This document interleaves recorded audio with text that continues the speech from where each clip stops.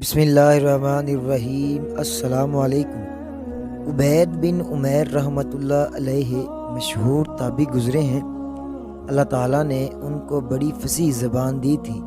ان کی مجلس میں مشہور صحابی حضرت عبداللہ بن عمر رضی اللہ عنہ بھی بیٹھا کرتے تھے اور ان کی دل پر اثر کرنے والی گفتگو سے پھوٹ پھوٹ کر روتے تھے۔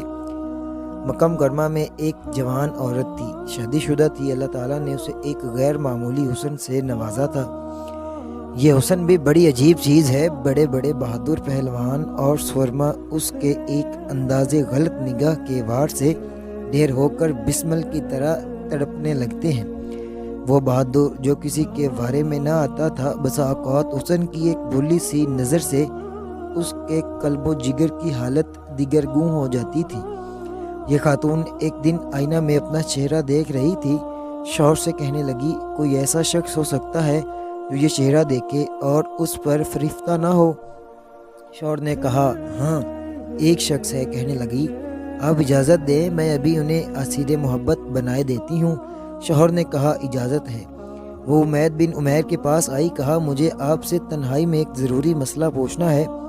چنانچہ عبید بن عمیر مسجد حرام کے ایک گوشے میں اس کے ساتھ الگ کھڑے ہو گئے تو اس نے اپنے چہرے سے حجاب سرکایا اور اس کا چاند ایسا چہرہ قیامت ڈھانے لگا۔ عبید بن عمیر نے اسے بے پردہ دیکھ کر فرمایا، خدا کی بندی، اللہ سے ڈر۔ کہنے لگی، آپ پر فریفتہ ہو گئی ہوں، پیغمبر متعلق غور کر لیں۔ آگے گناہ کی طرف اشارہ تھا۔ عبید بن عمیر ان کے جھانسے میں آنے والے کب تھے؟ ان کی حالت تو یہ کہہ رہی تھی، اے باد بہاری مت چھیڑ ہمیں، لگ رہ اپنی تجھے سوجی ہوئی ہیں، ہم راز بیزار بیٹھے ہیں۔ عبید بن عمیر نے اس سے کہا کہ میں تجھ سے چند سوالات پوچھتا ہوں، اگر تو نے صحیح اور درست جوابات دیے تو میں تیری دعوت پر غور کر سکتا ہوں۔ اس نے حامی بھر لی۔ فرمایا، موت کا فرشتہ تیری روح قبض کرنے آ جائے، اس وقت تجھے یہ گناہ اچھا لگے گا؟ کہنے لگی، ہرگز نہیں۔ فرمایا، جواب درست۔ فرمایا، لوگ ان کو ان کے اعمال نامہ دیے جائیں اور تجھے اپنے اعمال نامہ کے متعلق معلوم نہ ہو کہ دائیں ہاتھ میں ملے گا یا بائیں ہاتھ میں، اس وقت تجھے یہ گناہ اچھا لگے گا؟ کہنے لگی، ہرگز نہیں۔ فرمایا، جواب درست۔ فرمایا، پل صراط کو عبور کرتے ہوئے تجھے اس گناہ کی خواہش ہوگی؟ کہنے لگی، ہرگز نہیں۔ فرمایا، جواب درست۔ فرمایا، اللہ کے سامنے اپنے اعمال کے سوال و جواب کے لیے جس وقت تو کھڑی ہو، اس وقت اس گناہ میں تجھے رغبت ہوگی؟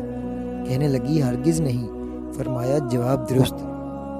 اس کے بعد اسے مخاطب کر کے کہا، اللہ کی بندی، اللہ سے ڈر، اللہ نے تجھ پر انعام و احسان کیا ہے، اس کی نافرمانی نہ کر۔ چنانچہ وہ گھر لوٹی تو اس کے دل کی کائنات بدل چکی تھی۔ دنیوی لذتیں اور شوخیاں اسے بے حقیقت معلوم ہونے لگیں۔ شوہر نے پوچھا، کیا ہوا؟ کہنے لگی، مرد اگر عبادت کر سکتے ہیں تو ہم عورتیں کیوں نہیں کر سکتی؟ ہم کیوں پیچھے رہیں؟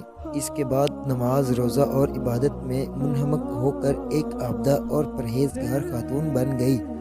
اس کا آزاد منش شوہر اس کی حالت دیکھ کر کہتا تھا، مجھے عبید بن عمیر کے پاس شرارت کے لیے بیوی بھیجنے کا کس نے مشورہ دیا؟ تو اس نے تو میری بیوی بگاڑ کر رکھ دی۔ پہلے ہماری ہر رات شب زفاف تھی، اب اس کی ہر شب عبادت بن گئی ہے۔